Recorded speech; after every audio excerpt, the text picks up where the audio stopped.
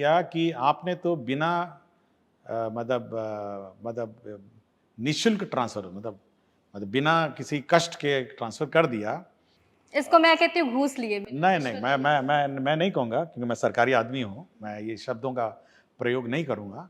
But मतलब बिना किसी कष्ट के मैं कहूँगा कि ट्रांसफ़र हो गया, तो अब कष्ट दिया जा रहा है कि ये 6 दस्तावेज़ लाइए तभी आपका रिलीविंग होगा, तो मैंने डीओ साहब का अच्छा क्लास लिया। तो चुनौती मानते हैं आप बहुत है? देखिए, अगर आपका सूचना तंत्र आपका बहुत स्ट्रॉन्ग है, तब तो आराम से किसी का भी आप मतलब क्लास अच्छा ले सकते हैं और व्यवस्था नियंत्रण में रहता है। सर, बिहार की शिक्षा व्यवस्था में 3 चुनौतियाँ गिना दीजिए, जिसको आप फेस कर रहे हैं और जिससे आप लड़ रहे हैं, जूझ रहे हैं। देखिए, पहली चुनौती तो पार हो गई है, वो अटेंडेंस की थी और जिसमें अटेंडेंस कैसे होना चाहिए, कै टाइम पे आना चाहिए। दूसरी चुनौती ये है कि जो इंफ्रास्ट्रक्चर है, अभी भी क्लासरूम्स की कमी है और बीच-बीच में खबर भी आती है और हम लोग मॉनिटरिंग कर रहे हैं और इस बार सैंक्शन भी हम लोग कर रहे हैं। और तीसरी चुनौती, सबसे महत्वपूर्ण चुनौती है क्वालिटी ऑफ टीचिंग। और क्वालिटी ऑफ टीचिंग ये 3-4 उसके आयाम भी हैं। पहले तो है कि ट्रेनिंग ऑफ टीचर्स है, टीचर्स ट्रेन्ड होने चाहिए और सब्जेक्ट मटेरियल भी होना चाहिए, सब्जेक्ट सपोर्ट सिस्टम भी होना चाहिए, लैब होने चाहिए, लैबोरेटरी सब होने चाहिए। और सबसे आखिरी वाला है कमिटमेंट टू टीच।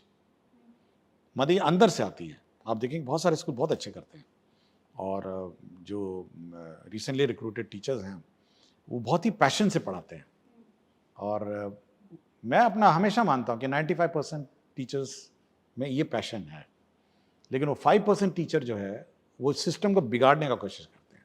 नहीं जाएँगे, जाएँगे, भाग जाएँगे, बाकी टीचरों को डिस्टर्ब करेंगे, फिर स्कूल में विवाद पैदा कर देंगे। तो मेरा ये है कि क्वालिटी ऑफ टीचिंग जो है, उस पर मेरा बहुत ज़्यादा फ़ोकस है और दिन-रात मैं उसी पर काम करता हूँ।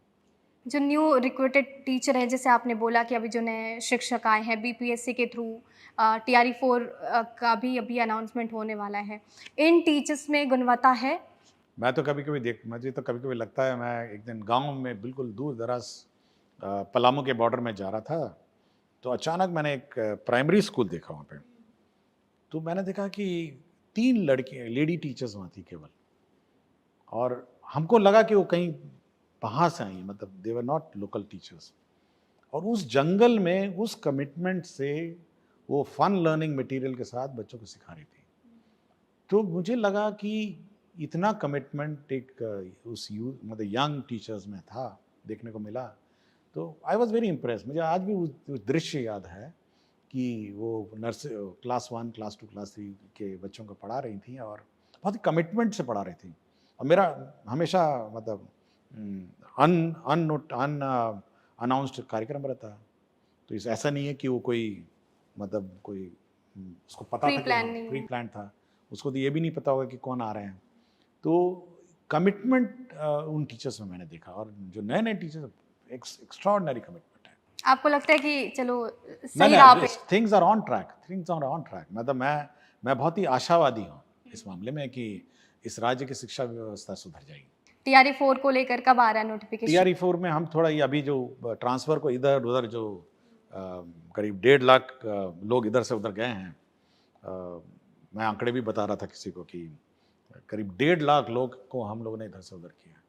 90,000 पहले लॉट में, फिर 40,000 आपका हेड टीचर और हेड मास्टर में, तो करीब 1,30,000 और पिछले दिनों में हम लोगों ने करीब 12-13 हज़ार म्यूचुअल ट्रांसफ़र किए हैं और 1,01,000 के हिसाब से आ रहा है म्यूचुअल ट्रांसफ़र का आवेदन। मोटा-मोटी स्कूल मिला के 1.5 लाख टीचर को हम लोगों ने इधर से उधर भेजा है।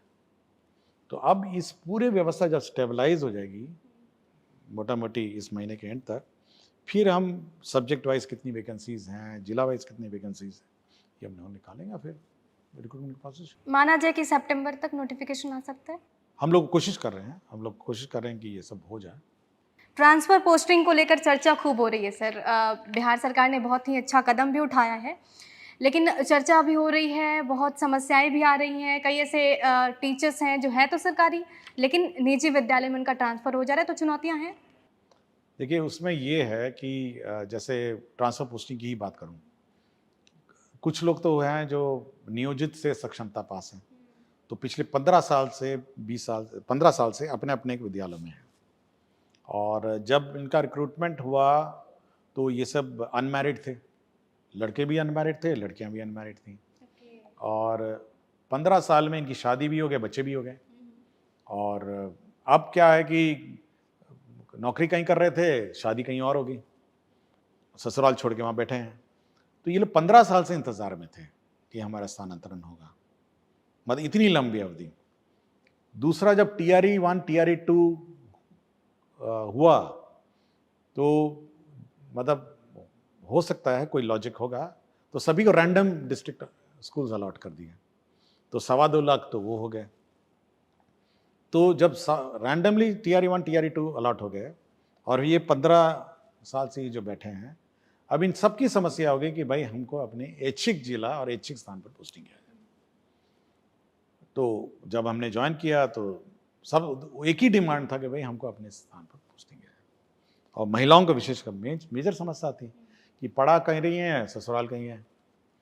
तो हम लोगों ने एक बहुत ही मतलब साहसी कदम उठाया, एक साहस, मतलब कि हम अब सब इनका आवेदन पत्र लेंगे और समीक्षा करें और जहाँ तक संभव हो करेंगे। तो 1,90,000 आवेदन पत्र हैं। और इसको फिर हम लोगों ने छोटे छोटे मतलब कंपोनेंट वाले, पहले 1 से 6 जो बीमार हैं, विकलांग है, और इन सब का पहले टेकअप किया, पति पत्नी वो मामले टेकअप किए। उसके बाद फिर हम लोगों ने दूरी भी महिलाओं का पहले शुरू किया।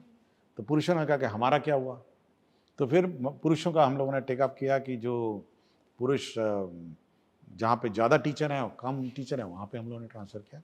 और फिर लेकिन कुछ अभी बचे हुए हैं जहाँ पे ज़्यादा ऑलरेडी टीचर्स हैं, हम लोग उस परिस्थिति में नहीं है कि वहाँ और टीचर भेज दिया जाए। तो वो थोड़ा अभी भी इब्बट है पुरुष के मामले में।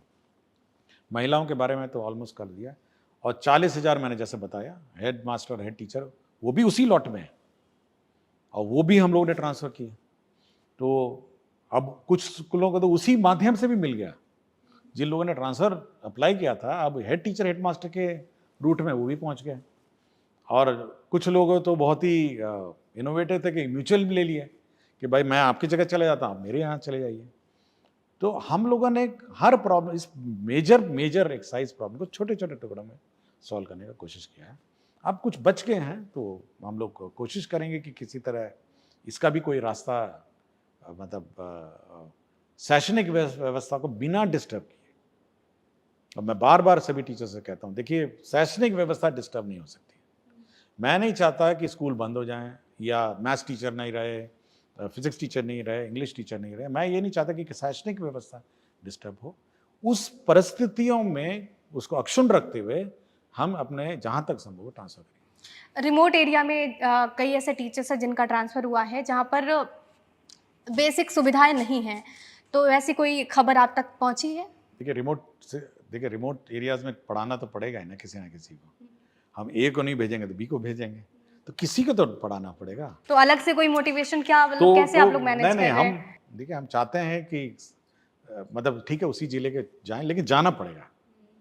हम नहीं चाहते हैं कि बांका के बिल्कुल झारखंड के बॉर्डर स्कूल बंद हो जाएं, बांका के स्कूल बंद हो जाएं, जमुई के स्कूल बंद हो जाएं, नवादा के पहाड़ी इलाका कौवाकुल वो बंद हो जाएं, मतलब गया के बाराचट्टी और वो सब इलाके बंद हो जाएं, और कैमूर का अधौरा पहाड़ है, यही सब हैं जहाँ पे मतलब आवेदन पत्र मैक्सिमम आए हैं। तो ये तो टीचर्स कहेंगे मिस फॉर्च्यून है कि मुझे रिमोट एरिया, आउटस्कर्ट एरिया में मिल लक गया। की बात करें, जो कोई मक्खन खा रहा है, नहीं मक्खन नहीं खा रहे। देखिए आप शिक्षक के रूप में आए हैं।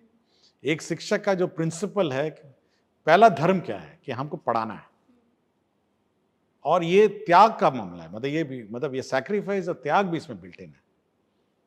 आप केवल एक नॉर्मल क्लर्क का प्रोफेशन में नहीं है, या आप कोई मतलब प्रशाखा पदाधिकारी या कोई मतलब ऑफिसर के प्रोफेशन नहीं है।